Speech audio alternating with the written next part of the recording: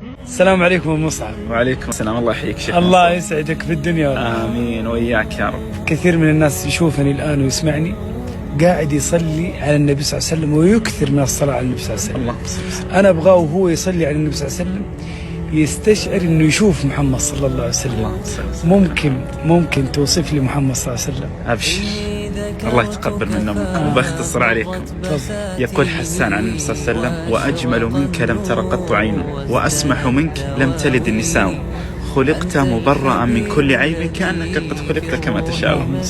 الصحابة يصفون النبي صلى الله عليه وسلم فيقولون: كان ضخم الرأس، واسع الجبهة، في وسط جبهته عرق، إذا غضب النبي بنى هذا العرق، أشم الأنف، واسع الفم، كثيف اللحية، مشرب بحمرة صلى الله عليه وسلم.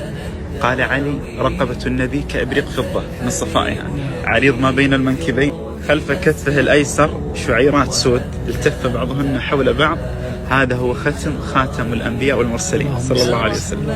مستوي الصدر والبطن، لا يتقدم الصدر ولا يبرز البطن، وهذا كمال الجمال للرجل عند العرب. ضخم الكراديس صلى الله عليه وسلم، لا بالطويل البائن ولا بالقصير المنتهى صلى الله عليه وسلم. واذكر لكم شيء من حركاته ووصفه صلى الله عليه وسلم. جاء عنه إذا رأى شيء وتعجب منه قلب كفيه وقال: سبحان الله. وجاء عنه إذا تعجب من شيء عض على شفتيه صلى الله عليه وسلم. اللهم صل وسلم. إذا التفت إلى أحد صلى الله عليه وسلم أو حدث أحد التفت بجسده كله، وهذا كمال التواضع، أنه يلتفت إلى من يحدثه فيستقبله بجسده كله صلى الله عليه وسلم.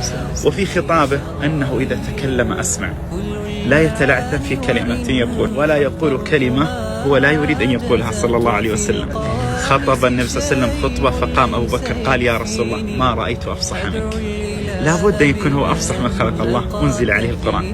وإذا خطب صلى الله عليه وسلم يتحمس في خطبته، حتى جاء عن عبد الله بن عمر يقول: خطب النبي بنا خطبة فكاد هو المنبر يسقط علينا صلى الله عليه وسلم. يقول النعمان: خطب النبي صلى الله عليه وسلم في المسجد وأنا في السوق، وإني لأسمع صوت النبي وأنا في السوق. إذا خطب احمر وجهه وارتفع صوته صلى الله عليه وسلم، فكان يخطف القلوب والأبصار نحوه صلى الله عليه وسلم. تقول أمنا عائشة: لم يكن النبي يسرد الكلام كسردكم هذا، إنما كان كلامه فصلا، لو شاء العاد أن يعده لعده. هذا هو كلام النبي صلى الله عليه وسلم في خطابه وفي قوله صلى الله عليه وعلى آله وسلم. زدنا. أبشر يا شيخ منصور، نتكلم في هيئته.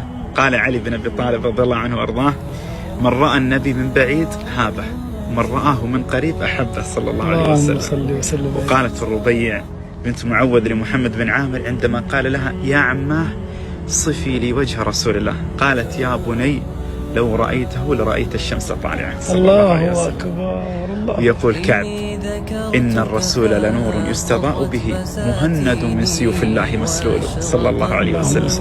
يقول جابر بن سمرة: خرجت في ليلة أضحيان، أي أن البدر مكتمل.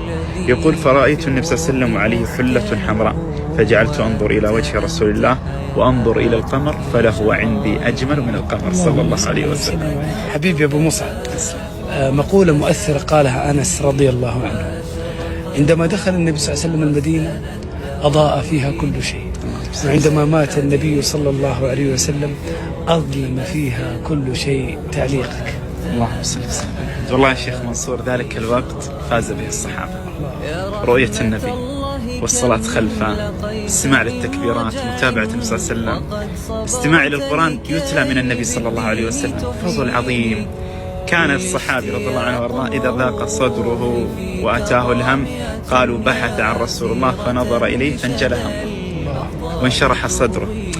أسأل الله أن يعوضنا بالجنة، أن يجمعنا بالنبي صلى الله عليه وسلم ونفوز بقربه وندخل الجنة معه يا رب العالمين. وفي الختام الشيخ منصور، أسأل الله العلي العظيم أن يعيننا على تطبيق السنة والافتخار بها والعمل بها يا رب العالمين. قولوا لذاك الجزع إن قلوبنا لتحن مثل حنينه للهادي، وتئن من هذا الفراق وتشتكي بعد النوى وتقرح الأكباد. يا سيد الثقلين نرجو ربنا لقياك يوم الحشر والميعاد. اللهم صل على محمد وعلى آل محمد كما صليت على إبراهيم وعلى آل إبراهيم. السلام عليك يا حبيبي يا رسول الله، السلام عليك يا قرة عيني يا رسول الله، السلام عليك يا شفيعي يا رسول الله، السلام عليك يا حبيبي يا رسول الله. صلى الله عليه وسلم.